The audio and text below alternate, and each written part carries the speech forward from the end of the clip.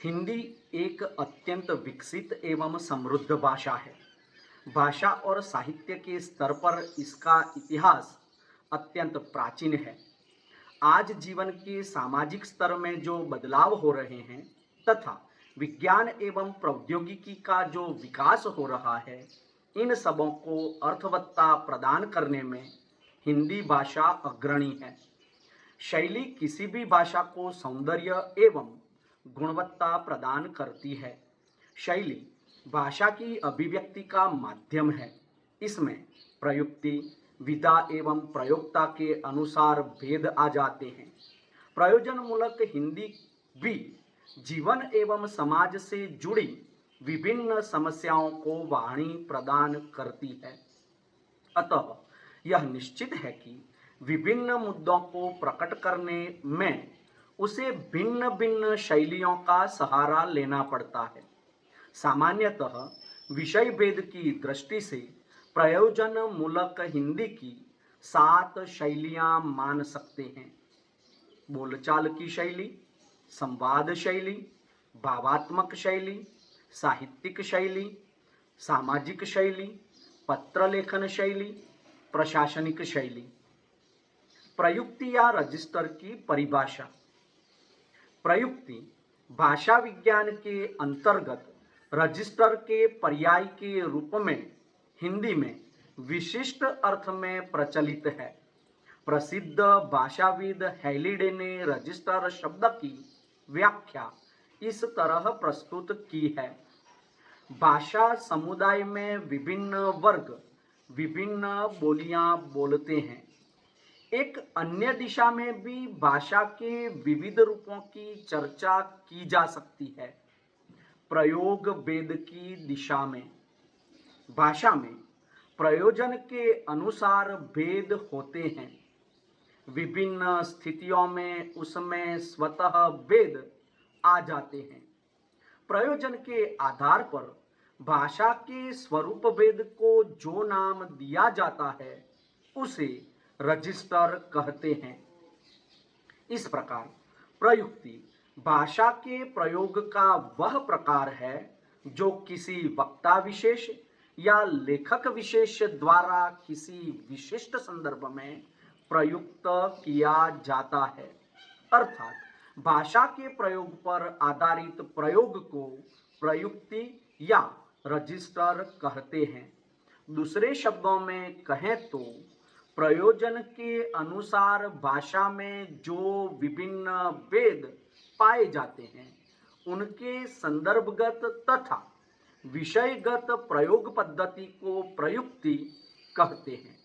इस प्रकार देखते हैं कि भाषा के प्रयोग पर आधारित प्रयोगों को प्रयुक्ति कहते हैं। यहाँ हम दी गई 7 प्रयोजनमूलक प्रयुक्तियों की चर्चा हिंदी भाषा के अंतर्गत करेंगे। सबसे पहले साहित्यिक प्रवृत्ति।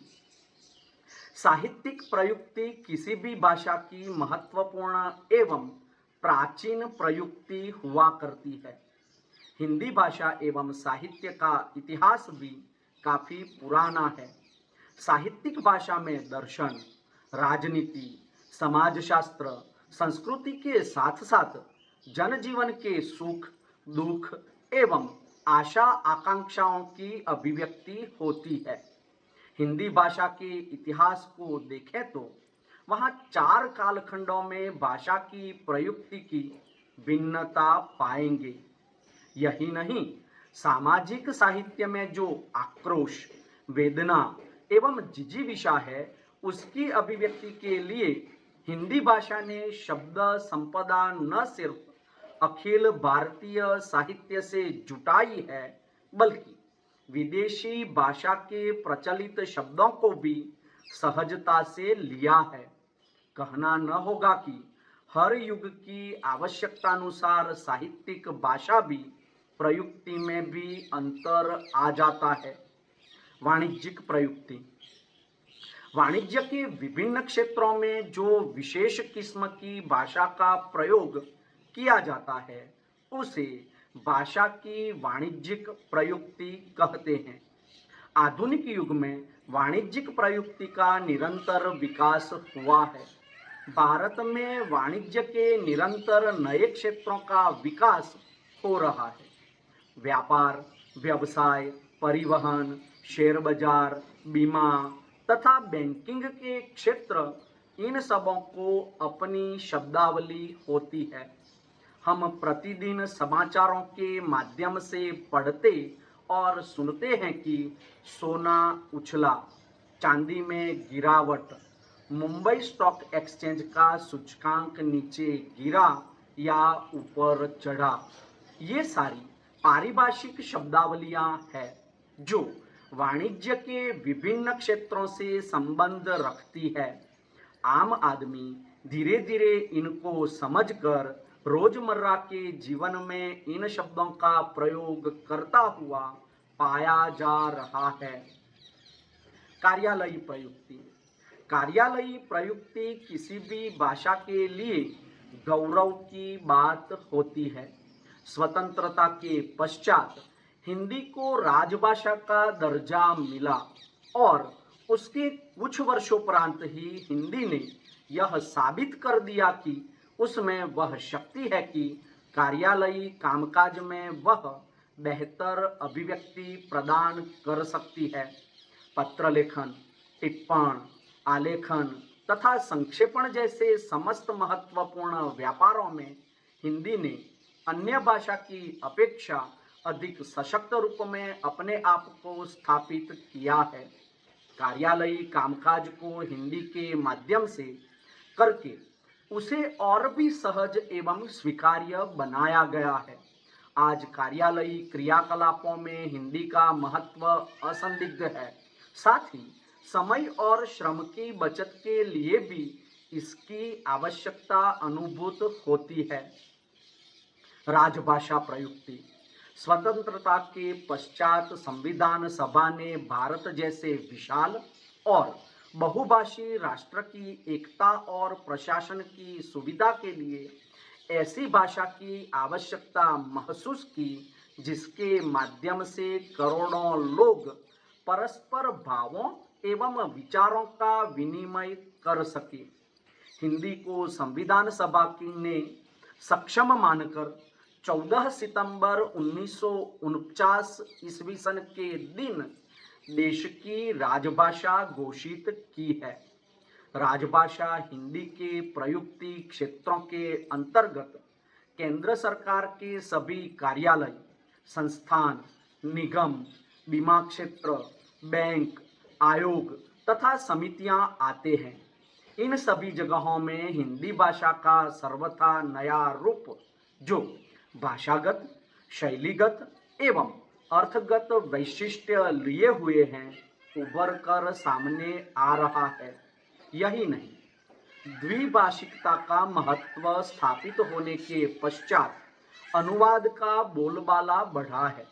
इस प्रकार हम देखते हैं कि राजभाषा के पद पर आसीन होने के पश्चात हिंदी को कुछ नए दायित्वों को वहन करना पड़ा और प्रयोजनमूलक हिंदी का यह नया रूप राजभाषा हिंदी के रूप में हमारे सामने आया। विज्ञापन एवं मीडिया भाषा प्रयुक्ति। संवत 1942 ईस्वी सन के पश्चात विज्ञापन एवं मीडिया के क्षेत्र में क्रांतिकारी परिवर्तन आया है।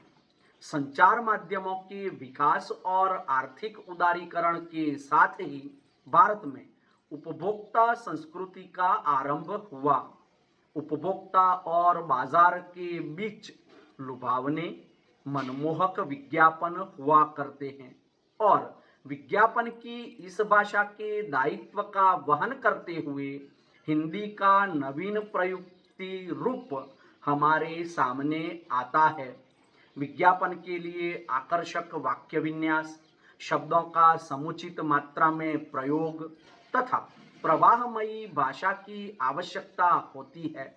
हिंदी भाषा ने अपनी मनमोहक शैली, आकर्षक वाक्य विन्यास एवं मधुर शब्दों के माध्यम से उपभोक्ता का मन जीत लिया है और हिंदी के नारे आज चर्चित हो रहे हैं।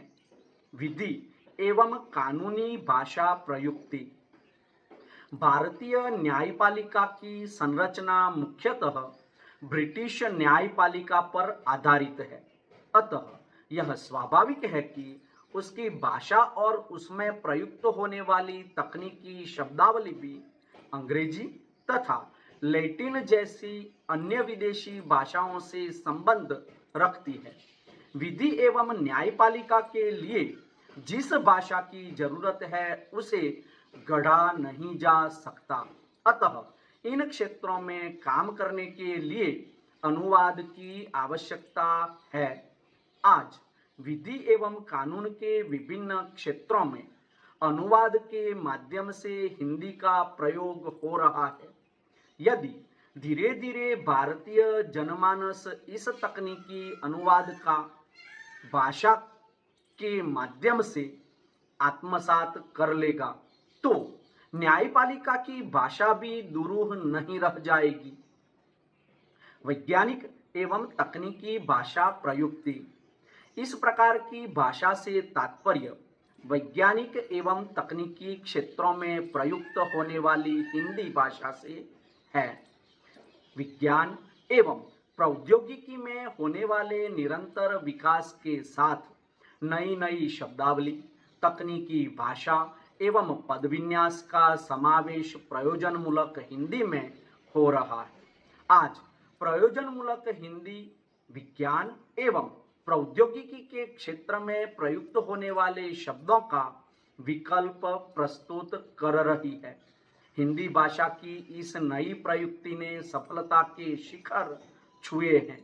वैज्ञानिक और तकनीकी शब्दावली आयोग ने तकनीकी शब्दावली का निर्माण कर प्रयुक्ति के मार्ग को और भी आसान कर दिया है।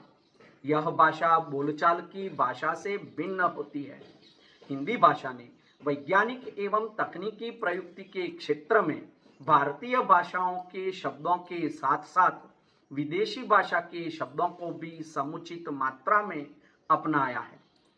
अतः आज सारा भारत ही नहीं पूरी दुनिया यह स्वीकार करती है कि हिंदी भाषा प्रयुक्ति के स्तर पर निरंतर नए बदलते हुए अर्थ को ध्वनित करने में सक्षम है।